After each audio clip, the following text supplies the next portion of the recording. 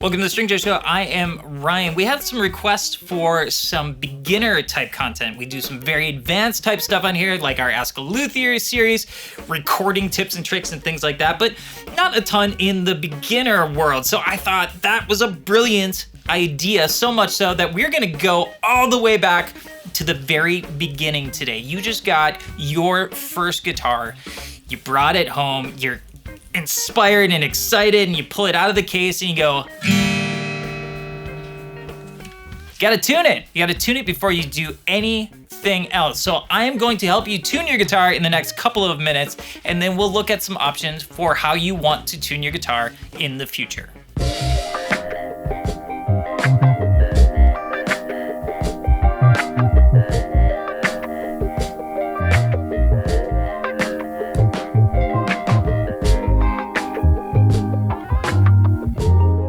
First off, you need to tune your guitar now, so let's just get that done and get it out of the way. Grab your phone, go to the App Store, search for Guitar Tuner. You will find a whole variety of free options. They have ads, whatever. They do the trick, so download one of them now. And while you're doing that, there is one thing that we do have to learn and commit to memory, and that is the strings on the guitar. So the low string is an E. The next string is an A. The string after that is a D. Then we have a G, a B, and then another E, the octave of the lower. Now we didn't know these because if we are wildly out of tune and we have a chromatic tuner, we're gonna have to find our way to the right note. Now your app should be done downloading. It should look something like this. It should have a meter on it, and you should play a note and it should hover around that E, and it should tell me whether I am close to it, whether I am sharp over it or flat under it. And if I were sharp, I would want to go flat. So tune down. If I were flat, I would want to go sharp. And what we want to do is we want to get that needle right in the center. So once you do that for all 6 strings, your guitar is tuned. Now let's talk about how to keep it in tune and how you want to tune it in the future. The way I tuned my guitar growing up was that I would have to find something that was in tune. So a tuning fork, digital piano was always pretty good. What you would do is you would find an E, and you would strike the E, and then you would play the E on your guitar, and you would match them. And that was all you would use that tuning fork or that external source for. Everything else was done with your ears on the guitar. So you take your E string, and you go up to the 5th fret. And that's an A note. And remember, your next string is an A.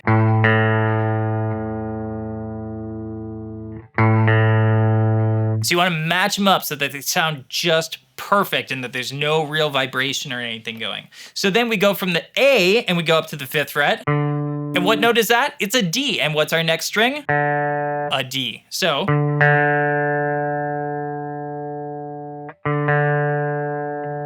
and you go so on and so forth until you get to the B string.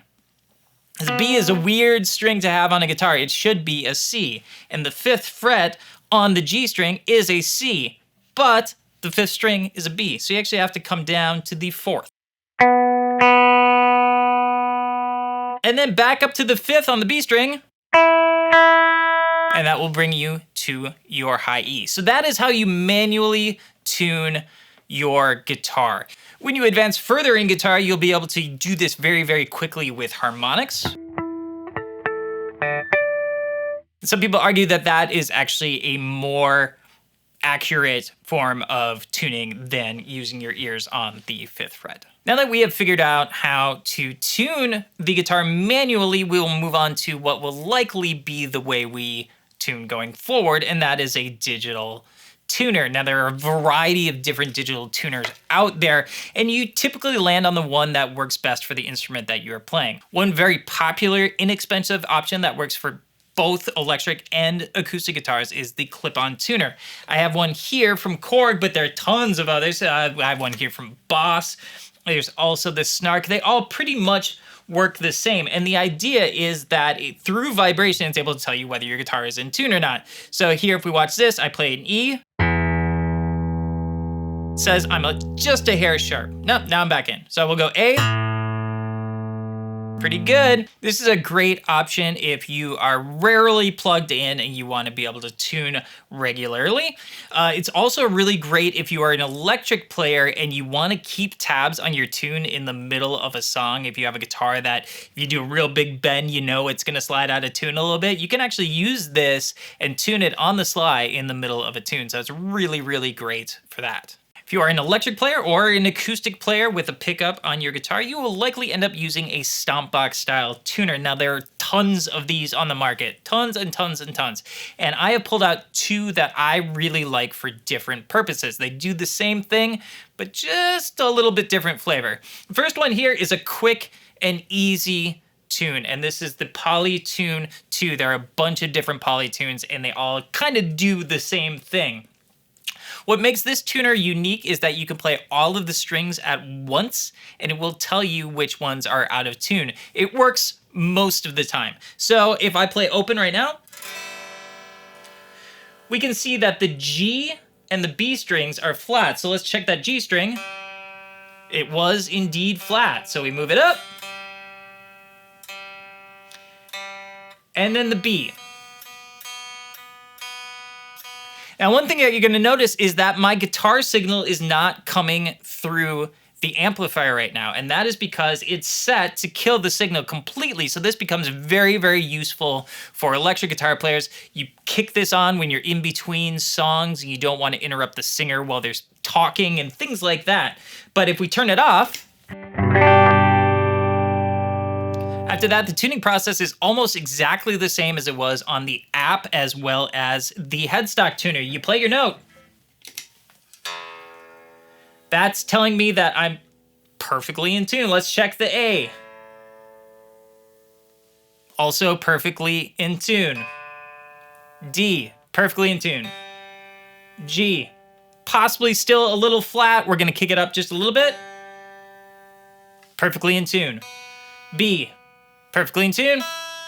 E, perfectly in tune. This guitar is in tune. All right, and the other option that I want to show you is one that I use in the studio, and it is a strobe tuner. Now, strobe tuners are incredibly, incredibly accurate. So accurate that it shows you that your guitar is really never actually in tune. So if you can live with that, you can get a really, really good tuning out of this. It just takes a little bit of time.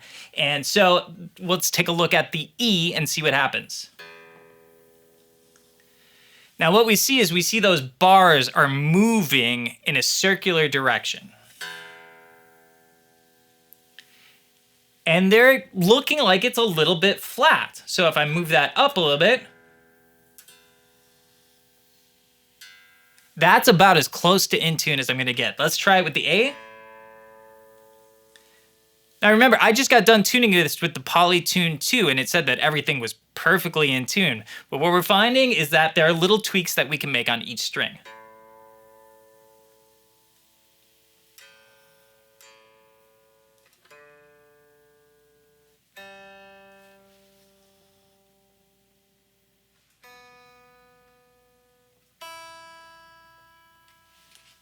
So there you go. Now this guitar is incredibly in tune.